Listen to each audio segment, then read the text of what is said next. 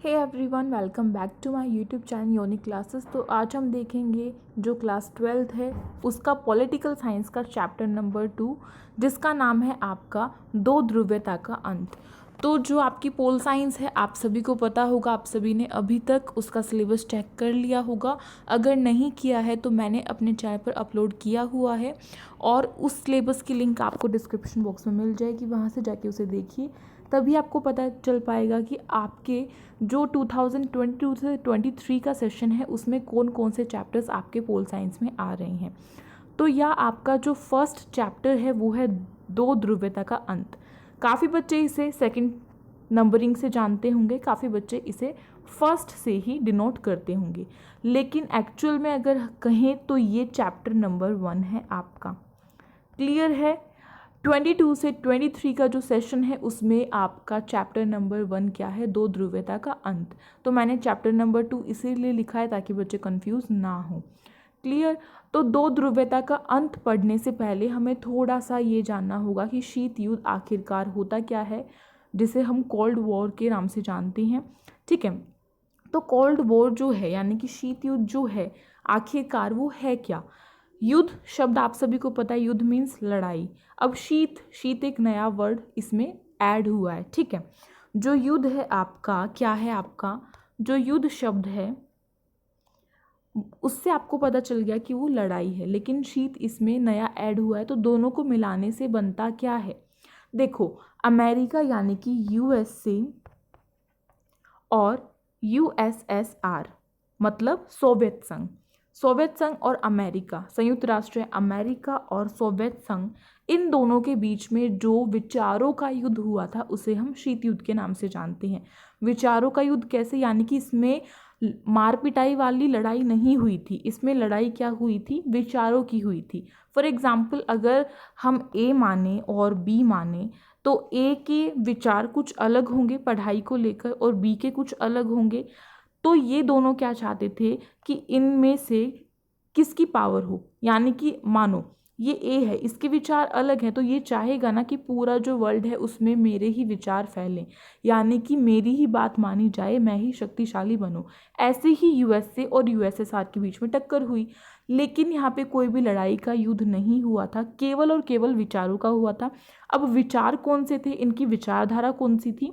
तो ध्यान से सुनिएगा, जो यूएसए है यानी कि संयुक्त राष्ट्र जो अमेरिका है वो पूंजीवादी विचारधारा को मानता था, और यूएसएसआर जो है, यूएसएसआर यानी कि सोवियत संघ जो है वो क्या करता था? वो साम्यवादी विचारधारा को मानता था। साम्यवादी बोलें या समाजवादी बोलें, ठीक है। अब पूंजीवादी विचारधारा क्या होती है? पूंजीवादी विचारधारा वो होती है जिसमें कि हम पैसे से गिनते हैं, यानी कि अगर ये ए है, अगर ये पूंजीवादी विचारधारा को मानता है, इसका मतलब क्या है कि पूंजीवादी विचारधारा में ये होता है कि हम अपने पास धन जो है उसे संग्रहित रख सकते हैं, यानी कि हम चाहें तो अपने इस सामान को बेच सकते हैं अपनी मर्जी से, ऐसे समझ सकते हैं। ठीक है, पूंजीवादी हो गई वो। और जो समाजवादी होती है यानी कि जो समाज के हित में हो, यानी कि जो पूरे समाज को एक साथ जोड़कर चलती हो, उसको हम कहते हैं समाजवादी, जिसमें कि हम जो धन है, जो पैसे हैं, उसको संग्रहित नहीं कर सकते। सारी पावर किसके हाथ में होगी? सारी पावर होगी देश के हाथ में। ठीक, क्लियर? तो आप सभी को इतना समझना बहुत ज़रूरी था कि शीत युद्ध और जो शीत युद्ध का दौर था वो क्या था आखिरकार।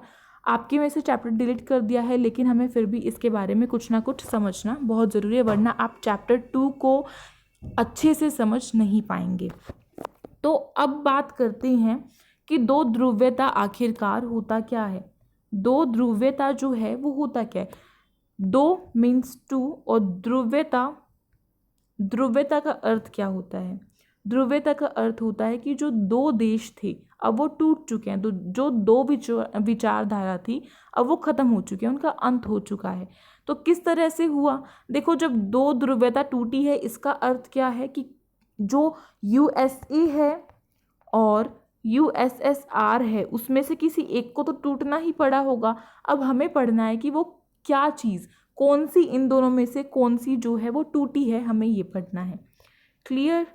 तो सबसे पहले आपको बता दूं कि विघटन किसका हुआ था। विघटन यानी कि बंटवारे किसके हुए थे, टुकड़े किसके हुए थे, एक शब्द हम ये कह सकते हैं। तो विघटन आपको आपकी पोल साइंस की बुक में ज़रूर मिलेगा जब आप इस चैप्टर को रीड करेंगे, और आपको अपने आंसर में विघटन शब्द का प्रयोग ज़रूर करना है, ठीक है। बंटवारा या टूटने जैसा शब्द आपको नहीं प्रयोग करना है। मैं आपको इसीलिए बता रही हूँ क्योंकि इससे आप समझ जाएंगे आसानी से, ठीक है। अगर मैं आपको बार बार विघटन विघटन बोलूँगी तो आप समझ नहीं पाएंगे, इसलिए मैंने स्टार्टिंग में ही आपको इसका अर्थ बता दिया है। अब मैं पूरी जो वीडियो है उसमें विघटन शब्द का ही प्रयोग करूँगी ताकि आपको ये शब्द जो है वो अच्छे से याद हो जाए, ठीक है। तो यूएसएसआर को एक महाशक्ति बनने में सहायक कारक, यानी कि जो यूएसएसआर यानी कि जो सोवियत संघ है। अब सोवियत संघ क्या है हमें ये समझना पड़ेगा। तो सोवियत संघ जो है ना वो 15 गणराज्यों का एक पूरा का पूरा क्या है, समूह है। 15 गणराज्य, यानी कि जिसमें हम ये बोल सकते हैं कि जिसमें 15 छोटे छोटे देशों को मिलाकर एक बड़ा जो समूह बन रहा है उसको हम यूएसएसआर यानी कि सोवियत संघ का नाम देते हैं, जो कि अब खत्म हो चुका है, ठीक है। अब आपको समझ में आ गया होगा कि 15 गणराज्यों को मिलाकर एक बड़ा समूह बना जो कि यूएसएसआर है, क्लियर। तो अब हमें ये समझना है कि ये यूएसएसआर जो है आपका क्या है, ये यूएसएसआर जो है आपका ये महाशक्ति कैसे बना, यानी कि उभरा कैसे। देखो, जब किसी के पास ताकत होगी तभी वो लड़ाई करेगा, बिना ताकत के तो कभी नहीं करेगा लड़ाई।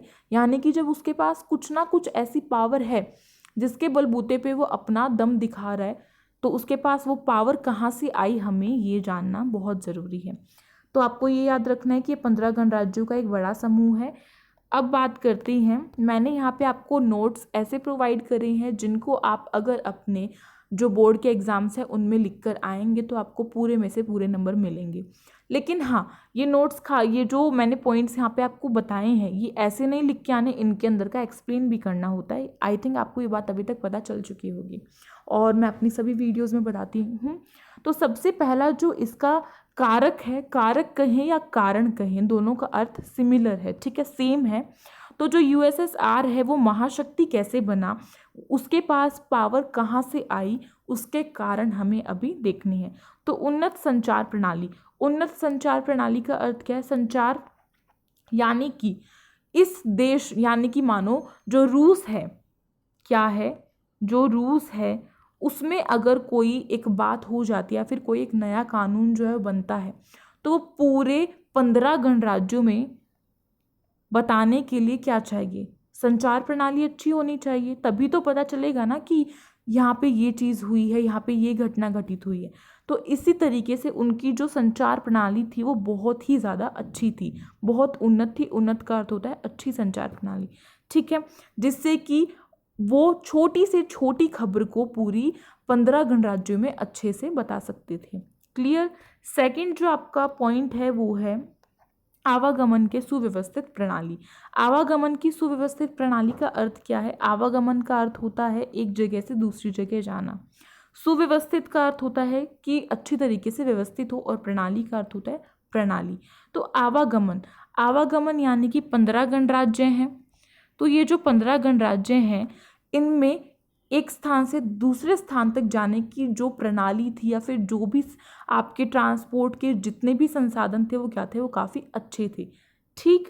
उसके बाद थर्ड आपका पॉइंट आता है उन्नत घरेलू उपभोक्ता उद्योग। उन्नत घरेलू उपभोक्ता उद्योग जो है उसका अर्थ क्या है, देखो, उन्नत यानी कि अच्छा, घरेलू यानी कि घर का। अब हम एक घर की बात नहीं कर रहे हैं, जो देश होता है वो भी एक घर होता है ना।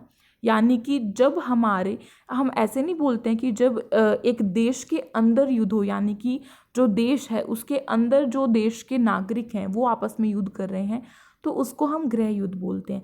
इसी तरीके से यहाँ पे घरेलू शब्द का अर्थ एक घर के लिए नहीं हुआ है, ये जो यूएसएसआर है पूरा का पूरा इस देश के लिए, इस समूह के लिए हुआ है यहाँ पे, ठीक है। तो उन्नत घरेलू उपभोक्ता उद्योग का अर्थ क्या है कि यहाँ पे जो उपभोक्ता उद्योग था, इस देश के अंदर जो उपभोक्ता उद्योग था यानी कि खाने पीने की जितनी भी चीज़ें थी वो क्या थी, वो बहुत अच्छी थी, वो किसी पर भी निर्भर नहीं थे, इंडिपेंडेंट थे, आत्मनिर्भर थे। आत्मनिर्भर का अर्थ क्या है कि वो किसी और देश के ऊपर निर्भर नहीं थे, ठीक। क्लियर। उसके बाद है न्यूनतम जीवन स्तर की सुविधा।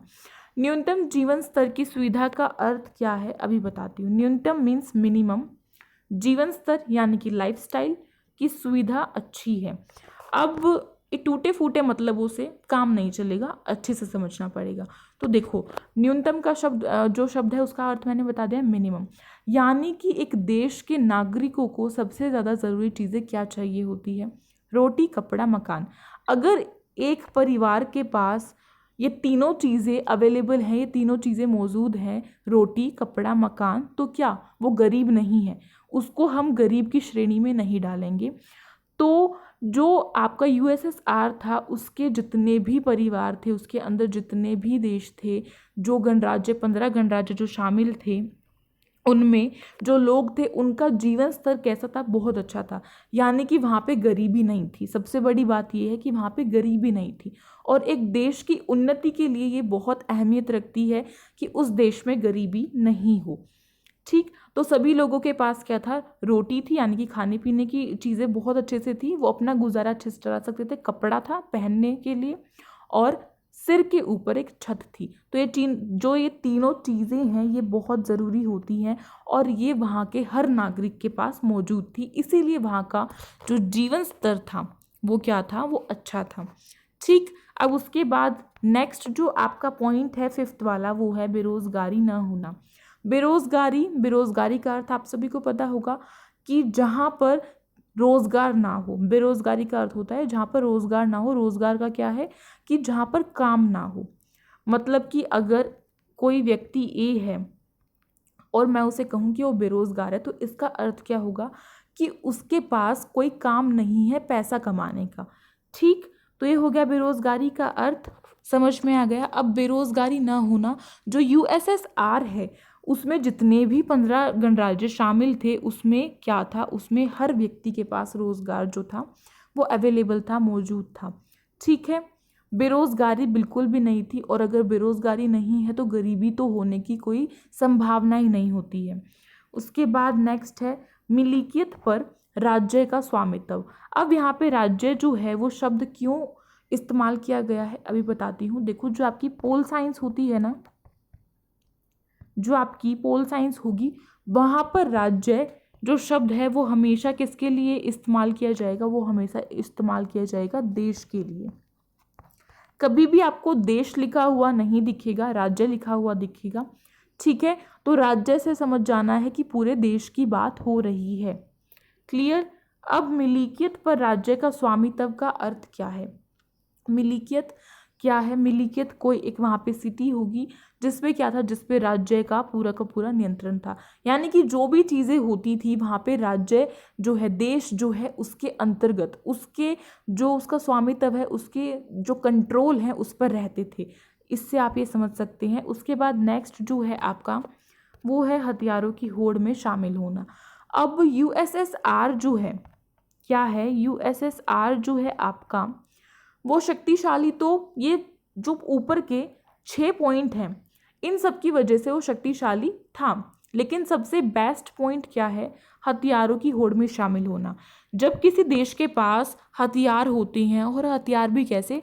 बहुत भारी भरकम, यानी कि परमाणु बम जो है, इसके पास परमाणु बम थे। ये भी हथियारों की होड़ में शामिल हुआ यूएसएसआर। इसने भी ये होड़ लगाई, इसने भी ये जिद करी कि हमारे पास भी जो हथियार हैं वो होने चाहिए, ताकि हम क्या, कभी भी ज़रूरत पड़े तो हम लड़ाई कर सकें।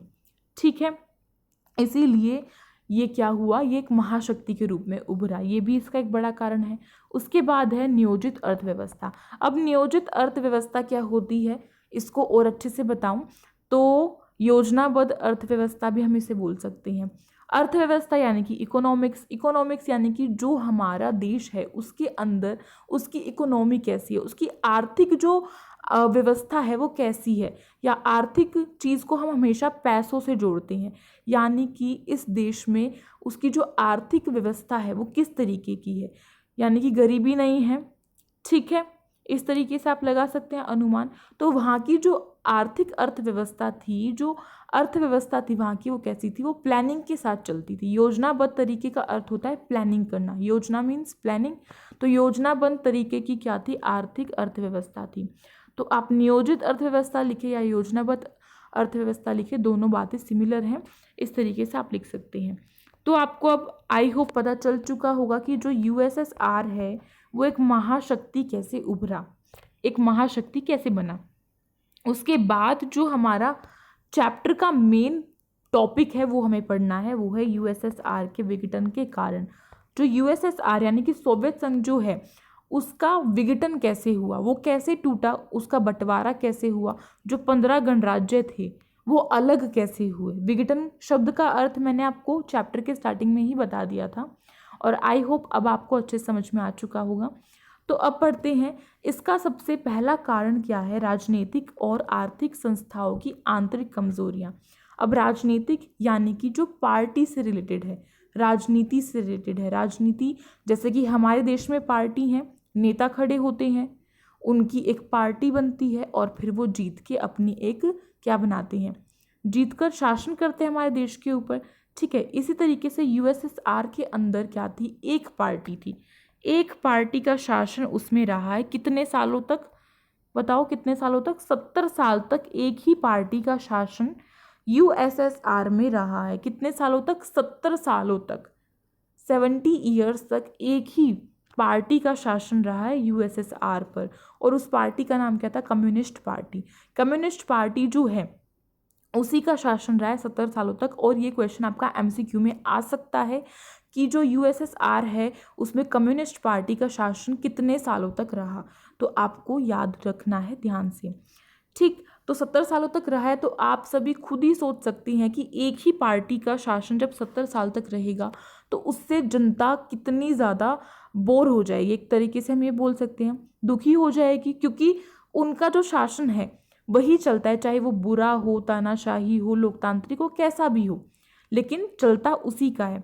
तो इससे भी काफ़ी फर्क पड़ता है। अब राजनीति का अर्थ समझ लिया तो आर्थिक भी बताती हूँ। आर्थिक क्या है, हमने पहले जो था, पहले हमने पढ़ा था कि यूएसएसआर महाशक्ति कैसे बना, यानी कि उसका विकास कैसे हुआ, एक तरीके से हमने ये चीज़ पढ़ी थी। अब हमें पढ़ना है कि वो कमज़ोर कैसे पड़ा, क्योंकि जब कमज़ोर पड़ेगा तभी टूटेगा, बिना कमज़ोरी के नहीं टूट सकता। ठीक है, तो आर्थिक जो उसकी संस्थाएं थी वो भी कमज़ोर पड़ने लग गई थी। आर्थिक रूप से कैसे, अब वहाँ पे, अब देखो ये जो पॉइंट है इसे समझने से पहले एक छोटी सी चीज़ और समझनी है। क्या, जो आपका पूर्वी यूरोप है, क्या है, जो आपका पूर्वी यूरोप है वो हमेशा से यूएसएसआर के साथ रहा है, और जो आपका पश्चिमी यूरोप है वो हमेशा से यूएसए के साथ रहा है। किसके साथ, संयुक्त राष्ट्र अमेरिका के साथ रहा है। ठीक है, अब क्या होने लगा, जो यूएसएसआर में जो जनता थी उसको ये पता लगने लगा कि जो पूर्वी यूरोप की जितने भी देश थे उसको ये पता लगने लगा कि वो पश्चिमी यूरोप के देशों से अब कम पड़ते जा रहे हैं, यानी कि उनके देश में इतना विकास नहीं हो पा रहा है जितना कि पश्चिमी देशों में हो रहा था। ठीक है, इसीलिए अब उनके मन में मनमुटाव चल गए। पहले तो यूएसएसआर ने ये बातें छिपा कर रखी कि उसका विकास जो है वो पश्चिमी यूरोप के जो देश हैं उनसे ज़्यादा हो रहा है, उसने ये बताया हमेशा से अपनी जनता को। लेकिन जैसे जैसे जनता की आंखों के सामने से पर्दा हटा, उसे दिखने लगा कि जो पूर्वी यूरोप के देश हैं उसका क्या है, उसको जब कंपेयर कर रहे हैं तो वो नीचे स्तर पर गिरता जा रहा है, और पश्चिमी यूरोप के जो जितने भी देश हैं वो क्या है, वो उससे बढ़ते जा रहे हैं। तो ये जो दोनों चीज़ें थी उसकी वजह से यूएसएसआर का विघटन जो है वो हुआ। उसके बाद नेक्स्ट आपका पॉइंट है हथियारों की पागल होड़ में शामिल होना। हथियारों की पागल होड़ में शामिल होने का अर्थ क्या है, पहले हमने पढ़ा कि उन्होंने हथियारों की होड़ की, इस वजह से वो क्या बने, वो महाशक्ति उभरा। ठीक है, लेकिन अब इसका विघटन का भी यही कारण बना। हथियारों की जो होड़ थी वो इतनी पागल हो गई कि उन्होंने अपना जो सारा पैसा था, जो सारी पूंजी थी, जो सारी सेविंग्स थी, जो उन्हें जनता पर लगानी चाहिए थी, देश के विकास पर लगानी चाहिए थी, अब उन्होंने हथियारों पर लगाई और सैन्य बलों पर लगाई। यानी कि जो जो सैनिक होते हैं, अपने देश में रखने होते हैं सैनिक, जिसके लिए जो उनके हथियार होते हैं, उन सभी की साज सजावट में लगाई। इसीलिए क्या हुआ, यूएसएसआर का विघटन हुआ। दूसरा कारण ये रहा।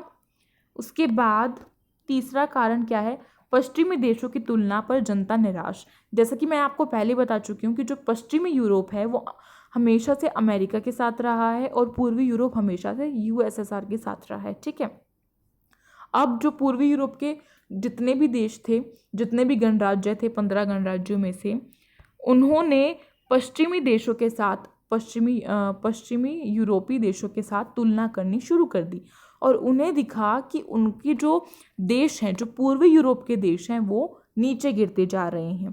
ठीक है, उसके बाद अगला आपका पॉइंट है फोर्थ वाला, कम्युनिस्ट पार्टी का एकाधिकार। जैसा कि मैंने आपको बताया कि कम्युनिस्ट पार्टी जो है उसने कितने सालों तक शासन किया है, 70 सालों तक। 70 साल तक एक ही पार्टी लगातार आई है। इस वजह से क्या हुआ है, इस वजह से भी यूएसएसआर का विघटन हुआ है।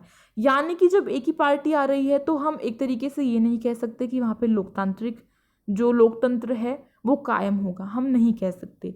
जब एक ही पार्टी बार बार आए एक देश में, इसका मतलब वहाँ पे लोकतंत्र नहीं है। ठीक है, उसके बाद गोर्बाचेव के सुधार, जो गोर्बाचेव है उसके सुधार।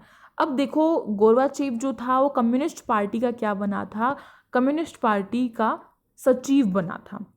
ठीक है, मिखाइल गोर्बाचेव इनका पूरा नाम है। मिखाइल गोर्बाचेव ने यूएसएसआर के जितने भी नागरिक थे उनसे वादा किया कि वो अपने देश की क्या करेंगे, अपने देश की उन्नति करेंगे।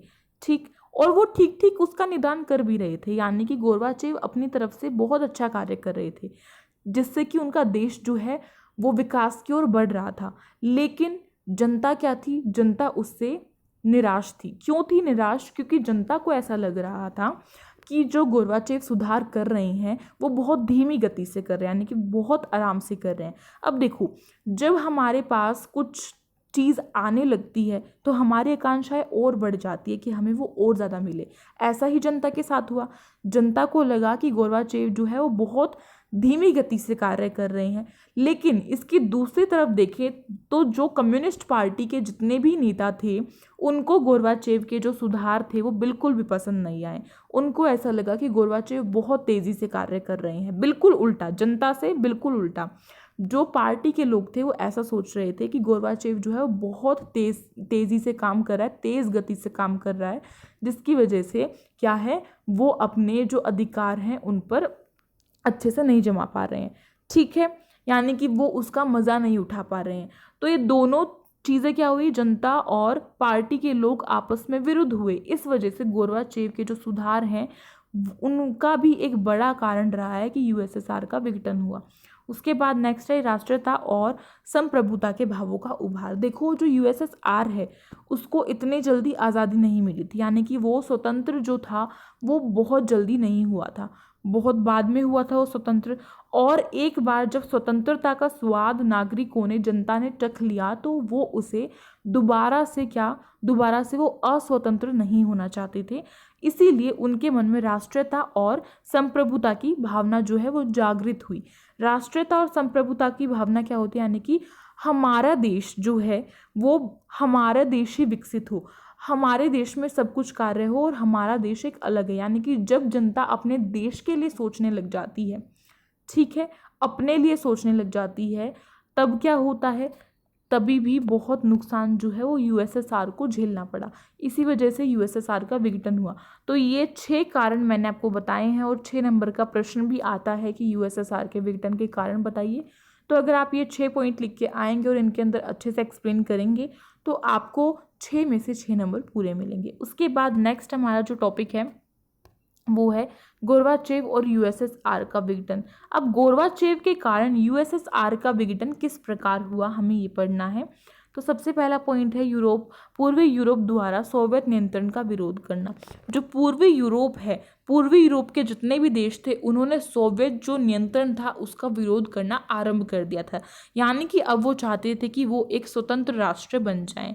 ठीक है, अब वो सोवियत संघ से अलग होना चाहते थे, इस वजह से उन्होंने उनका विरोध करना शुरू कर दिया था। सेकंड पॉइंट है कम्युनिस्ट पार्टी के नेताओं द्वारा गोर्बाचेव का विरोध। जो कम्युनिस्ट पार्टी के नेता थे अब उन्होंने भी गोर्बाचेव का विरोध करना शुरू कर दिया था। और क्यों किया था? क्योंकि उन्हें ऐसा लगता था कि गोर्बाचेव जो है वो बहुत तेज़ी से कार्य कर रहे हैं। ठीक, उसके बाद थर्ड पॉइंट है केंद्रीकृत नियंत्रणों को मानने से इनकार किया। केंद्रीकृत नियंत्रण यानी कि जो राज्य के पास जितने भी नियंत्रण हैं उन सभी को मानने से अब जनता ने इनकार कर दिया था, क्योंकि जनता की मांग एक ही थी कि उन्हें अपना अलग राष्ट्र जो है वो चाहिए था। अब वो यूएसएसआर के अंदर नहीं रहना चाहते थे। उसके बाद अगला पॉइंट है यूएसएसआर की समाप्ति की घोषणा। अब क्या हुआ, धीरे धीरे इनका जो क्रोश है वो इतना बढ़ता चला गया कि जो यूएसएसआर है, सोवियत संघ जो है, वो कहीं ना कहीं दफन हो गया, यानी कि उसकी समाप्ति हो गई। अब उसकी समाप्ति की जो घोषणा है वो कर दी गई थी और येलेत्सिन के नेतृत्व के अंदर हुई थी। और कब हुई थी? 1991 में। कई बच्चे इसको 1990 भी जानते हैं, लेकिन 1991 में हुई थी, ठीक है। और येलेत्सिन के द्वारा, जो येलेत्सिन है उसके नेतृत्व में रूस, बेलारूस और यूक्रेन, इन 3 राज्यों ने अपना अलग राष्ट्र बनाने की मांग जो है वो की थी और इन्होंने सबसे पहले घोषणा जो है वो कर दी थी। उसके बाद CIS का गठन। CIS क्या है? Common independent wealth states, common independent wealth states.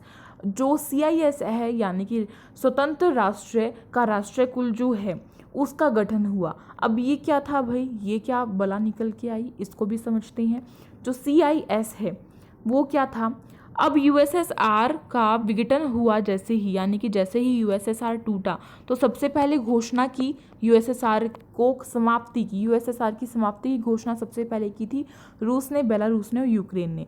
और इन्होंने ये कहा कि अब हम अपना एक स्वतंत्र राष्ट्र जो है उसका गठन करेंगे, उसका निर्माण करेंगे, ठीक है। तो वो इसमें क्या हुए, वो इसमें मिल गए। ऐसे ही जो कई देश थे, यानी कि जो कई गणराज्य थे, 15 गणराज्यों में से जो 12 गणराज्य थे उन्होंने CIS जो है उसको ज्वाइन किया। अब CIS में सबसे पहले इन 3 देशों ने, 3 गणराज्यों ने, रूस, बेलारूस और यूक्रेन, इन तीनों ने सबसे पहले CIS का गठन किया। लेकिन बाद के जो गणराज्य थे वो इसमें जाने के लिए मना कर रहे थे। वो चाहते थे कि वो USSR में ही रह जाएं, उनको कोई परेशानी नहीं थी USSR से। लेकिन धीरे धीरे जब USSR का पूरा विघटन हुआ और उसकी समाप्ति हो गई, कहीं ना कहीं वो ख़त्म हो गया, तो इन्हें भी CIS को जो है उसमें ऐड होना पड़ा। अब CIS इन्होंने बनाया क्या? देखो, इन्होंने सोचा, ये जो जितने भी 12 जो देश थे यानी कि 12 जो गणराज्य थे, इन्होंने सोचा कि अगर हम अपना अलग अलग जो देश है उसे बना लेंगे और उसके बाद बिल्कुल अलग अलग हो जाएंगे, यानी कि कोई संबंध नहीं रखेंगे, तो क्या होगा, कोई बाहरी शक्ति आकर हम पे कभी भी आक्रमण कर सकती है। इसीलिए इन्होंने अपने में एक साझा किया कि हम जो जितने भी ये 12 गणराज्य हैं ये एक अलग राष्ट्र तो बनाएंगे, यानी कि एक अलग देश तो ये बनाएंगे, लेकिन कहीं ना कहीं ये आपस में मिलजुल कर रहेंगे। यानी कि जो आयात निर्यात जो होता है, जो लेन देन होता है, ये आपस में करेंगे। जो भी चीज़ों की इनको ज़रूरत होगी वो ये दूसरे देशों से लेंगे, और इनके पास अगर कुछ ज़्यादा है और दूसरे देशों के पास वो नहीं है तो वो उनको देंगे। ठीक ऐसा इन्होंने किया। और जो 3 गणराज्य थे उन्होंने CIS में मिलने से साफ इनकार कर दिया। ठीक है, इतना क्लियर। अब उसके बाद है रूस USSR का उत्तराधिकारी। ये एक मेन पॉइंट है। जो रूस है आपका, रशिया जो है आपका, वो USSR यानी कि सोवियत संघ का उत्तराधिकारी बन गया। यानी कि USSR को ज़्यादा प्रभुत्व मिला। USSR को जितनी शक्तियाँ सोवियत संघ के पास थी, UNO में हो, चाहे UNO की जो सीट है चाहे उसमें हो, चाहे बाकी सारे बहुत सारे उत्तराधिकार सोवियत संघ को मिले थे, वो सारे उत्तराधिकार अब किसके पास चले गए? रूस के पास चले गए, यानी कि रशिया के पास चले गए।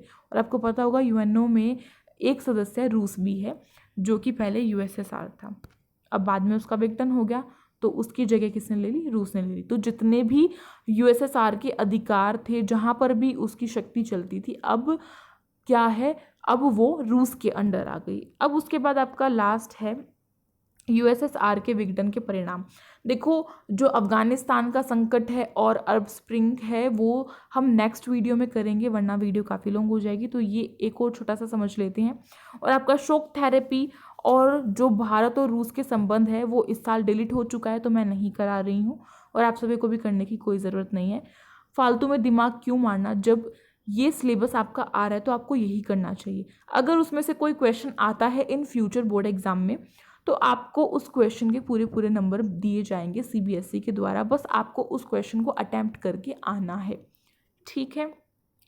अब जो USSR है, जब इसका विघटन हो गया यानी कि जब ये टूट चुका था, तो इसके परिणाम क्या निकले। सबसे पहला परिणाम क्या होगा, शीत युद्ध का अंत।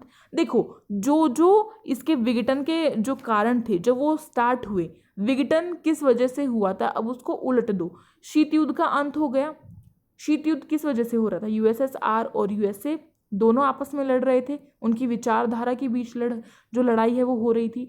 तो अब ये USSR जो है, ये विचारधारा जब रही ही नहीं, जब समाजवादी विचारधारा रही ही नहीं, बहुत से देशों ने पूंजीवादी विचारधारा को अपना लिया, तो शीत युद्ध क्यों होगा, अब तो उसे खत्म होना है।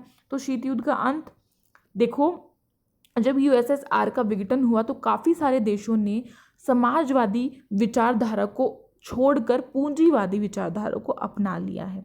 और कहीं ना कहीं अगर मैं आपको आज का एग्जाम्पल दूं वर्तमान का, तो जो चीन है यानी कि जो चाइना है, वो USSR के जो समाजवादी विचारधारा है उससे प्रभावित है और उसने वो अपना रखी है।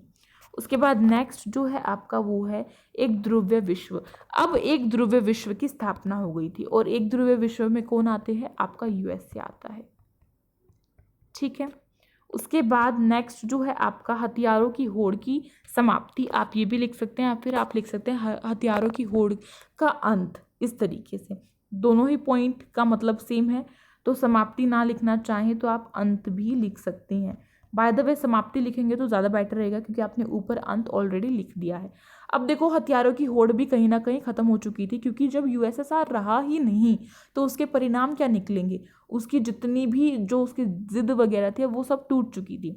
उसके बाद नए देशों का उदय, धीरे धीरे क्या हुआ, जो 15 छोटे छोटे गणराज्य थे अब वो अलग अलग देश जो हैं वो बन चुके थे, तो नए देशों का उदय हुआ। पांचवा आपका जो पॉइंट है वो है रूस USSR का उत्तराधिकारी बना। तो ये वाला पॉइंट हमने ऊपर पढ़ा है, ये वाला आप इसमें भी लिखेंगे, क्योंकि ये उसका परिणाम है, USSR के विघटन का परिणाम है कि जो रूस है वो क्या बना, वो USSR का उत्तराधिकारी बन गया। उसके बाद पूंजीवादी उदारवादी व्यवस्था का वर्चस्व, जो पूंजीवादी व्यवस्था है आपकी, अब उसका वर्चस्व हुआ, यानी कि अब वो क्या है, वो सभी जो विश्व है उसमें कहीं ना कहीं फैल गई। और हाँ, बच्चों के मन में एक क्वेश्चन और आता है कि जो भारत है वो किस विचारधारा से प्रभावित है। तो देखो, भारत जो है वो पूंजीवादी प्लस में समाजवादी, क्या समाजवादी विचारधारा दोनों से प्रभावित है, वो दोनों को अपनाता है, पूंजीवादी विचारधारा को भी और समाजवादी विचारधारा को भी। तो क्लियर है आप सभी को यहाँ तक का। तो आज की वीडियो में इतना ही। अगर आपको वीडियो पसंद आई हो तो इस वीडियो को लाइक करें, ज़्यादा से ज़्यादा अपने फ्रेंड्स में शेयर करें, एंड अगर आप न्यू है तो हमारे जो टेलीग्राम ग्रुप है उसे जाके ज्वाइन करें, उसके लिंक डिस्क्रिप्शन बॉक्स में है। और आपको पता हो कि हम अपने चैनल पर home science, physical education, Hindi, English और इकोनॉमिक्स और आपकी पोल साइंस हो गई, हिस्ट्री हो गई, ये सभी आपका जो सब्जेक्ट्स हैं 12th क्लास के हिंदी मीडियम में कराते हैं विद नोट्स। तो देरी किस बात की है, फटाफट से सब्सक्राइब कर लें, साइड में जो बेल आइकन है उसे कर दे प्रेस, जिससे कि न्यू वीडियोस की नोटिफिकेशन आपके पास आती रहे।